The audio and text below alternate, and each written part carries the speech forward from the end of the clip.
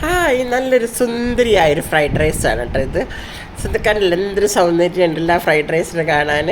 ഞാനിത് ഉണ്ടാക്കുന്നത് chicken mushroom and vegetable fried റൈസാണ് കേട്ടോ. ആദ്യം തന്നെ ഞാൻ എന്ത് ചെയ്ത് ചിക്കൻ വേവിച്ച് വെച്ചിട്ട് അതിനകത്ത് കോൺഫ്ലോറും സോയാ സോസും ഇട്ടിട്ട് പുരട്ടി വെച്ചു. എന്നിട്ട് അടുപ്പിൽ ബട്ടർ ഇട്ടതിന് ശേഷം ഗാർലിക് ആദ്യം എടുത്തിട്ട് പിന്നീട് ഗാർലിക്ക് ഒന്ന് സ്മെല്ല് പോയതിന് ശേഷം അതിനകത്തേക്ക് ഈ മഷ്റൂമും ചിക്കനും പുരട്ടി വെച്ച മഷ്റൂമും ചിക്കനും കൂടി അതിനകത്തേക്ക് ഇട്ടിട്ടോ. ഭയങ്കര ടേസ്റ്റ് ഉണ്ട് കേട്ടോ ഇതിന്. സത്യം പറയണമെന്നുണ്ടെങ്കിൽ ഞാൻ ആകെ എടുത്തത് 2 ചെറിയ കപ്പിൻ്റെ അരി എടുത്തിട്ട് ഞങ്ങൾ 3 പേരേ ഉള്ളൂ. അപ്പോൾ അതുകൊണ്ട് 2 കപ്പ് അരി മതി. എന്നിട്ട് ഞാൻ ബീൻസ് അത് നല്ലോണം ഇതായതിന് ശേഷം ബീൻസ്, ക്യാരറ്റ്, അതുപോലെ തന്നെ നമ്മുടെ ക്യാപ്സിക്കം 3 ടൈപ്സ് എടുത്തിട്ടുണ്ട് കേട്ടോ. എന്തൊക്കെയാണെന്ന് വെച്ച് കഴിഞ്ഞാൽ യെല്ലോ, റെഡ്, ഗ്രീൻ.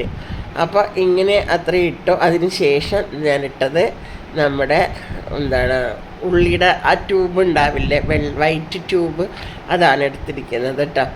എന്നിട്ട് അത് ഇട്ടിട്ട് നന്നായിട്ട് ഇളക്കി കൊടുക്കണം കേട്ടോ നമുക്ക്. ഇളക്കിയതിന് ശേഷം ആ പച്ചമണമൊക്കെ ഒന്ന് മാറണേ. ഈ ഫ്രൈഡ് റൈസ് ഉണ്ടാക്കുമ്പോൾ നമ്മൾ ഫ്ലെയിം കൂട്ടി വെക്കണം. എന്നുവെച്ചാൽ ഇതൊരു ചൈനീസ് ഡിഷാണല്ലോ. അപ്പോൾ അതുകൊണ്ടാണ് ഇതാക്കിയ സ്പ്രിങ് ഓണിയൻ്റെ ആ വൈറ്റ് ട്യൂബാണ് ഇട്ടിരിക്കുന്നത്. അപ്പോൾ എന്നിട്ട് ഉപ്പിട്ട് നല്ലവണ്ണം ഇങ്ങനെ ഇളക്കിക്കൊണ്ട്, ഉപ്പിടുമ്പോൾ ശ്രദ്ധിക്കണം, സോയാ സോസിനകത്ത് ഉപ്പുണ്ട് കേട്ടോ.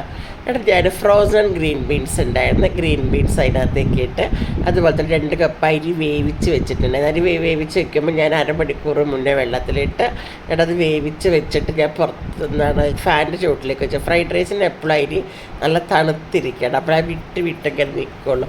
ഭയങ്കര ടേസ്റ്റി ആയിരിക്കും. അങ്ങനെ നമ്മൾ വേവിച്ച പടനെ കൊണ്ടിടുമ്പോൾ എല്ലാം കൂടി ഇങ്ങനെ ഉടഞ്ഞു പോകും. ഫ്രൈഡ് റൈസ് ഉണ്ടാക്കുന്ന കുട്ടികൾക്ക് ഭയങ്കര ഇഷ്ടമായിരിക്കും. വെച്ചാൽ കുട്ടികളുടെ വയറ്റിലേക്ക് നമുക്ക് വെജിറ്റബിൾസും പോകും. ഇങ്ങനെ ഉണ്ടാക്കുമ്പോൾ ഈ വെജിറ്റബിൾസ് മൊത്തം അവരുടെ വയറ്റിലേക്ക് പോകും. അപ്പോൾ നമുക്കൊരു സമാധാനം. ഇപ്പോഴത്തെ കാലത്ത് മക്കൾക്കൊക്കെ പച്ചക്കറി കഴിക്കാൻ ഭയങ്കര മടിയന്മാരല്ലേ. എന്നിട്ട് ഞാൻ ടൊമാറ്റോ ചില്ലി സോസ് ഞാൻ 1 ടേബിൾ സ്പൂൺ അതിനകത്തേക്ക് ഒഴിച്ചിട്ടുണ്ട് കേട്ടോ. ഇവിടെ നന്നായിട്ട് ഇങ്ങനെ ഇളക്കി കൊടുക്കണേ. കുറച്ച് സോയാ സോസ് ഒഴിക്കുക കേട്ടോ. എന്നിട്ട് നല്ലോണം ഇങ്ങനെ ഇളക്കി കൊടുക്കുക. ഒരു ഉപ്പുണ്ടോ നോക്കുക. ഉപ്പില്ലെങ്കിൽ ഇച്ചിരി ഉപ്പിടണേ. എപ്പോഴും നമ്മൾ സോയാ സോസിനകത്ത് ഉപ്പുണ്ടാകുകൊണ്ട് സൂക്ഷിച്ച് വേണം ഉപ്പ് നോക്കാൻ, അല്ല ഉപ്പിടാനായിട്ടാ. അപ്പോൾ ഇതുപോലൊരു ഫ്രൈഡ് റൈസ് ഉണ്ടാക്കി പെട്ടെന്ന് കഴിയും പണി. 10 മിനിറ്റ് കൊണ്ട് നമ്മളുടെ പണി കഴിഞ്ഞു.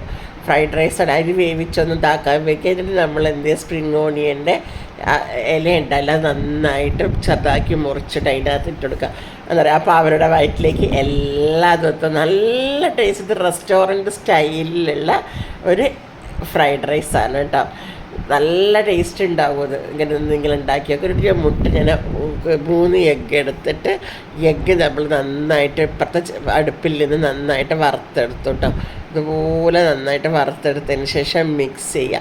എന്നിട്ട് ചൂടോടുകൂടി ഇത് കഴിക്കണം. അത് നല്ല ടേസ്റ്റാണ്. എൻ്റെ ചാനൽ ആദ്യമായിട്ട് കാണുന്നവർ ഇഷ്ടമായ സബ്സ്ക്രൈബ് ചെയ്യണം, ലൈക്ക് ചെയ്യണം, ഷെയർ ചെയ്യണം, ആ ബെല്ലൈക്കൺ ഒന്ന് മെല്ലെ അമർത്തി കൊടുക്കണേ.